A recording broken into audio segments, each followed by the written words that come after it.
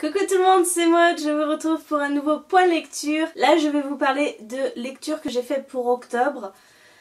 Et je voulais principalement frissonner. Donc si vous voulez, j'ai pris beaucoup de thrillers. Ici je vais vous en présenter deux.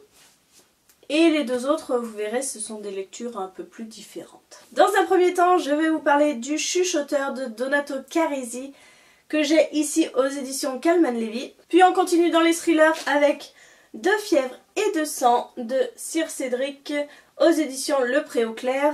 Pour enlever tout ce sang et tous ces tueurs, etc., je me suis pris une lecture un peu plus légère. Je pense que vous comprendrez.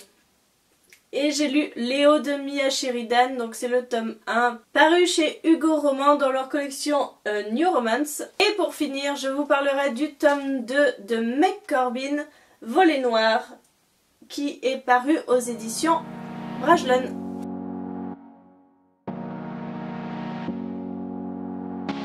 Allez, on commence dans le sanglant. Celui-là, ça faisait très longtemps que je voulais le lire et c'est assez chose faite. Je ne suis pas franchement déçue, mais j'avais beaucoup d'espérance. Dans cette histoire, nous allons suivre une équipe d'agents spéciaux qui sont en charge de traquer un tueur en série, vous vous doutez bien. Et la particularité, en fait, c'est qu'il n'y a pas vraiment de victimes, ou alors il y a des victimes, mais on ne sait pas vraiment où sont leurs corps, puisqu'on découvre au plein milieu d'une clairière 6 petites fosses, avec à l'intérieur 6 petits bras de fillettes. Oui, c'est glauque. Hein, je vous avais prévenu, on est dans le glauque. Hein.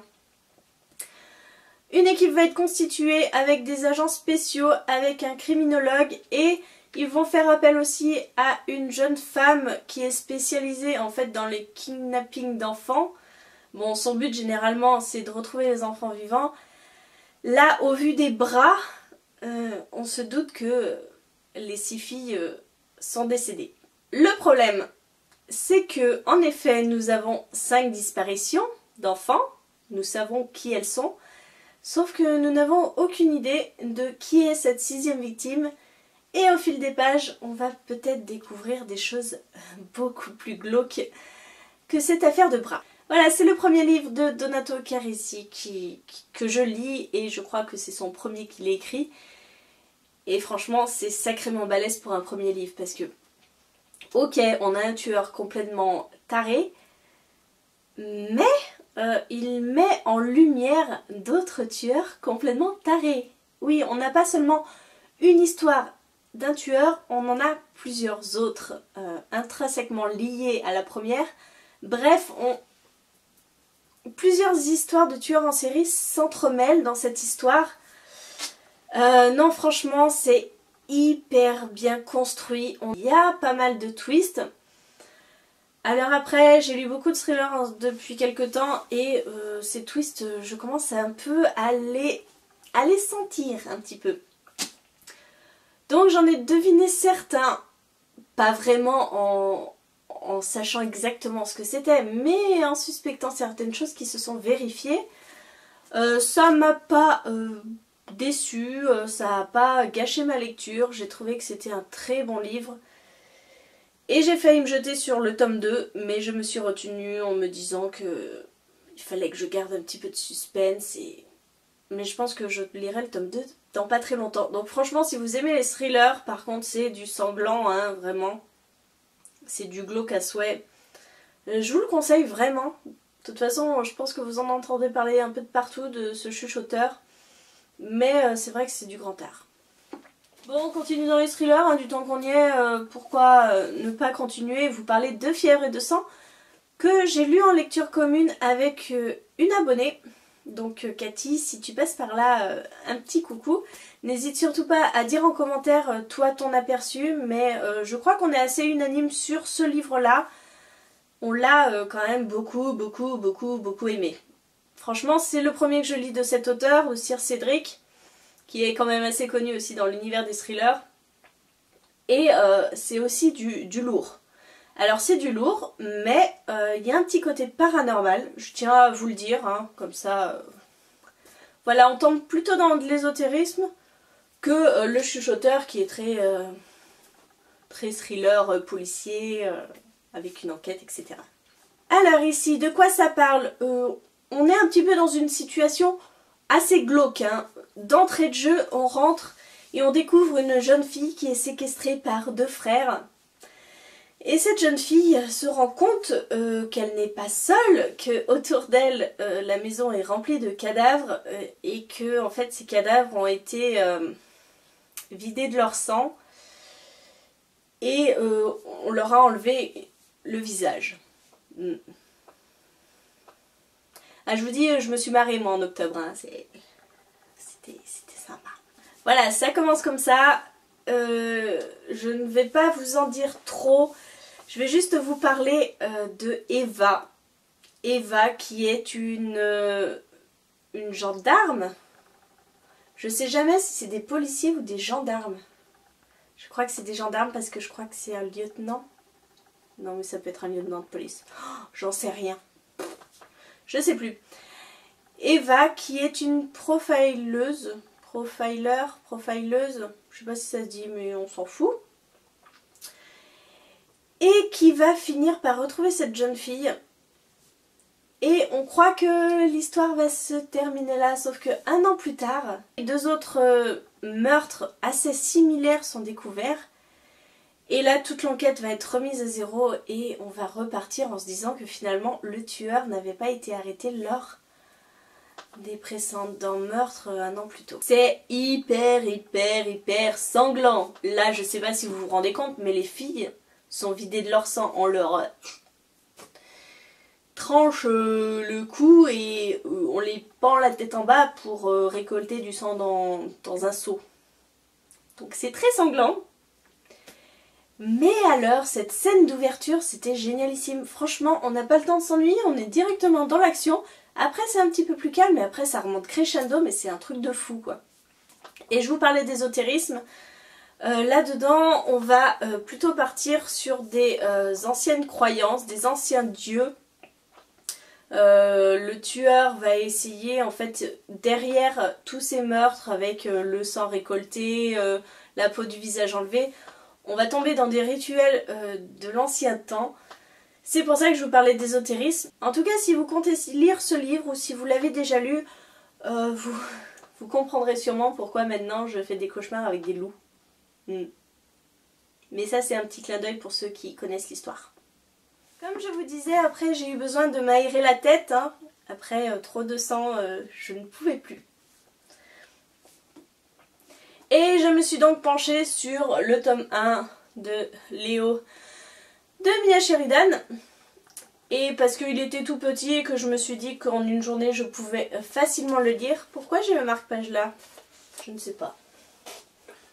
Bref. Nous suivons ici l'histoire d'Evie qui, quand elle était jeune, s'était liée d'amitié et même plus que ça avec Léo. Voilà, ils étaient dans une situation assez particulière, ils se sont rencontrés dans une famille d'accueil. Léo par la suite est parti dans une autre famille d'accueil, etc. et s'est fait adopter. Sauf que sa famille d'adoption est partie vivre à l'autre bout du pays et Léo lui a dit, la veille de son départ, qu'à ses 18 ans, il la recontacterait, qu'il viendrait la chercher, qu'ils passeraient leur vie ensemble. Sauf que vous vous doutez bien que ça ne s'est pas du tout passé comme ça. Du jour au lendemain, Léo a disparu, il n'a jamais envoyé de lettres, il n'a jamais passé un coup de fil. Evie s'est retrouvée complètement abandonnée, désespérée, bref. À ses 18 ans, quand elle a retrouvé sa liberté en quelque sorte, elle n'y a plus pensé, elle a fait sa vie comme elle a pu. Sauf qu'un jour, en fait, elle se rend compte qu'elle est suivie par un mystérieux homme. Voilà, elle n'est pas plus que ça effrayée. Bon, moi je serais effrayée, je pense, si je m'apercevais que j'étais suivie. Et en fait, quand elle prend son courage à deux mains et qu'elle accoste cet homme pour lui dire qu'est-ce que vous faites, pourquoi vous me surveillez, ce jeune homme lui dit qu'il est un ami de Léo et que ce dernier lui a demandé de prendre des nouvelles d'Evie et de prendre soin d'elle. Alors le pitch de base est pas mal, sauf que l'histoire en elle-même, je crois que c'est c'était pas pour moi, hein. Non, j'ai pas trouvé cette histoire mignonne, je l'ai pas trouvée attendrissante, rien du tout, du tout, du tout. Pour être honnête avec vous, je l'ai lu très vite, hein. Je l'ai lu en une journée parce que c'est du Hugo roman, je crois que tous les Hugo romans je les bouffe. Mais j'ai pas aimé, pas vraiment. En fait, je trouve que ce roman est découpé en 3 parties. La première partie, c'est la rencontre d'Evie avec ce nouveau personnage, cet homme assez mystérieux qui se dit être un ami de Léo. Et qu'est-ce que j'ai levé les yeux au ciel, mais j'ai eu l'impression de 20 fois lever les yeux au ciel. À chaque fois qu'Evie parlait, elle m'agaçait, elle est d'une naïveté. Cette fille a 22 ans, voilà, on tombe dans les clichés de la romance. Elle est vierge, elle n'a jamais connu d'autres garçons que Léo. Et encore Léo, ils se sont quittés sur un baiser. Donc voilà, le moindre gars, on dirait que c'est son premier copain. On retombe, on dirait qu'elle a 15 ans. En fait, dans ce livre, quand elle rencontre ce mec, dès qu'il commence à parler, elle se dit « Oh mon Dieu, mais qu'est-ce qu'il est trop beau! Oh mon Dieu, mais quelle belle lèvre! Qu'est-ce que j'aimerais l'embrasser !» Enfin, c'est niais, quoi. C'est super niais. Donc voilà, on a l'impression qu'elle a 15 ans, que c'est ses premiers émois amoureux. Bon, la fille, elle a 22 ans, elle a quand même une vie. C'est très, très bizarre. La deuxième partie, eh bien, vous vous doutez bien que, en fait, entre Evie et Jake, parce que cet inconnu, c'est un prénom quand même, il s'appelle Jake, il va y avoir un rapprochement, puisque tous deux sont attirés l'un par l'autre. Ça se fait hyper rapidement. On dirait que Léo n'a jamais existé, mais bon, en même temps, ça peut se comprendre, ça fait quand même quelques années qu'il l'a laissé tomber. En même temps, je vous dis, elle a 22 ans, mais je suis même pas sûre. Si, elle a 22 ans, je sais plus.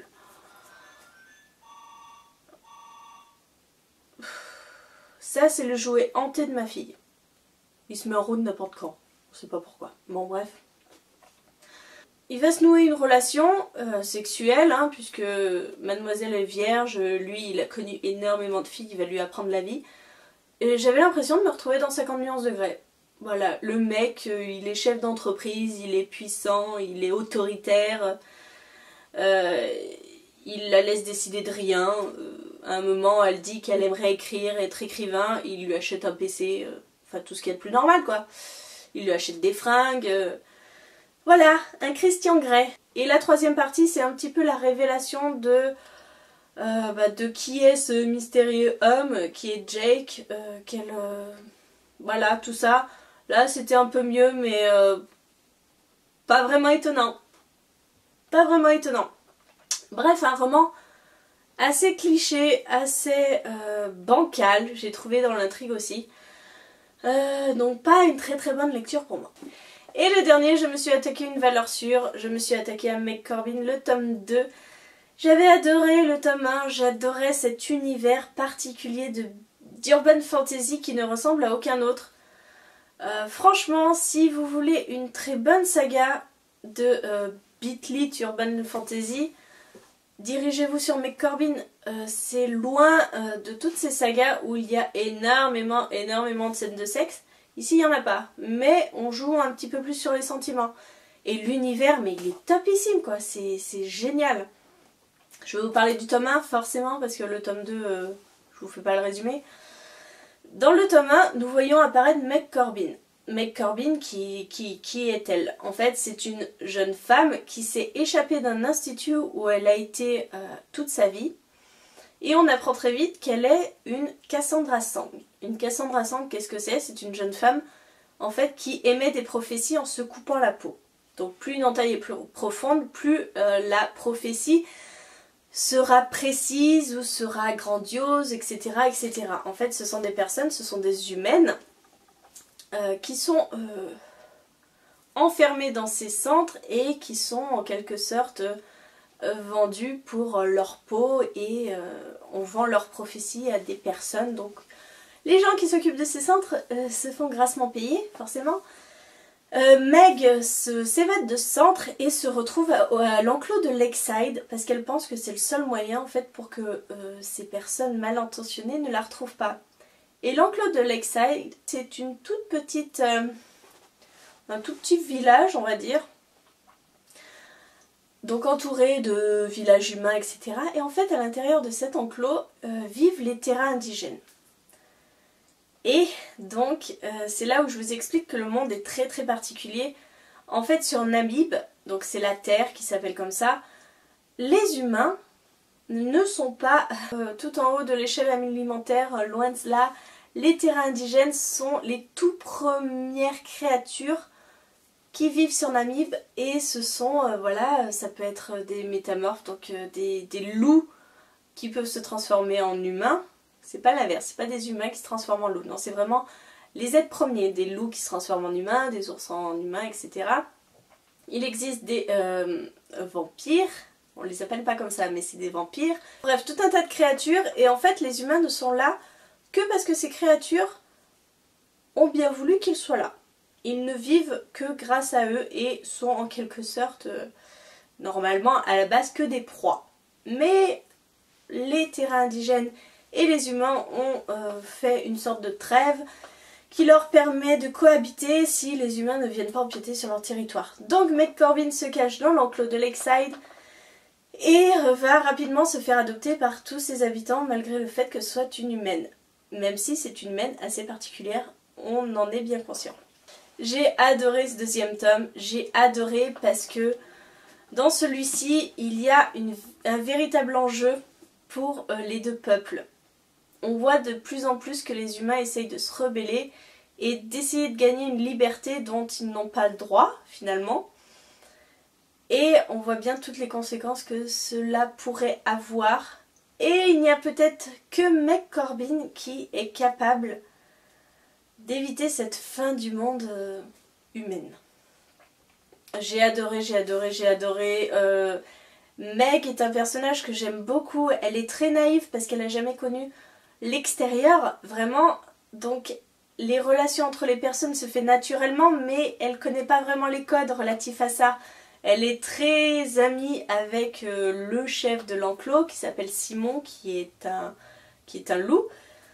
Mais voilà, on sent qu'il y a un petit truc qui peut se passer entre eux. C'est pas seulement de l'amitié, mais voilà, ils sont tellement... Ils sont tellement peu humains dans leur relation. Voilà, Simon, les humains, ils les bouffent, quoi. Ils s'intéressent pas à eux. Meg, bah, elle n'a jamais côtoyé personne, elle n'avait pas d'amis, elle connaît pas tout ça. Donc c'est assez cocasse, toutes ces situations. Et mais j'adore tous les personnages de l'enclos, toutes ces créatures, ils sont géniaux, quoi. Je sais pas, j'adore cette saga. J'ai hâte de me plonger dans le tome 3 et je ne peux que vous la conseiller parce qu'elle est géniale. Vraiment géniale, géniale. J'ai dû dire 20 fois génial dans cette vidéo, mais c'est parce que ce livre est génial. Voilà, ce point lecture a été long, ma foi, je crois. Hein. J'espère que vous ne m'en tiendrez pas rigueur. Ça fait un petit moment que j'ai pas tourné parce que j'étais malade. Donc je dois encore un petit peu avoir la voix qui part en cacahuète. Donc ça fait un petit moment que j'ai pas tourné et je crois que j'ai perdu un peu mes mécanismes de résumé. Hein. Je rallonge mes vidéos. Bref, je continue à rallonger, il ne faut pas. J'espère que cette vidéo vous a plu. N'hésitez pas à me dire en commentaire si vous avez lu un de ces livres, que ce soit les deux thrillers, la romance ou le Meg Corbin. Si mes avis n'étaient pas assez construits à votre goût, n'hésitez pas à aller voir en barre d'infos, il y a le lien de mon blog où toutes mes chroniques écrites sont. C'est beaucoup plus détaillé, je fais ça à tête reposée, donc généralement c'est beaucoup plus construit. Donc n'hésitez pas, si vous voulez en avant-première savoir les lectures que je fais, n'hésitez pas aussi à vous abonner à ma page Facebook, parce que je le dis quasiment jamais. Mais sur mon blog, en fait, on ne peut pas s'abonner. Enfin, j'ai pas mis de quoi abonner les gens. On peut juste savoir, dès que je publie un article, le savoir sur Facebook ou sur Twitter. Donc voilà, ça vous permet un petit peu de savoir ce que je lis. En attendant, je vous fais de gros bisous, vous souhaite une très bonne journée, de très bonnes lectures surtout. Et je vous dis à très bientôt pour une nouvelle vidéo.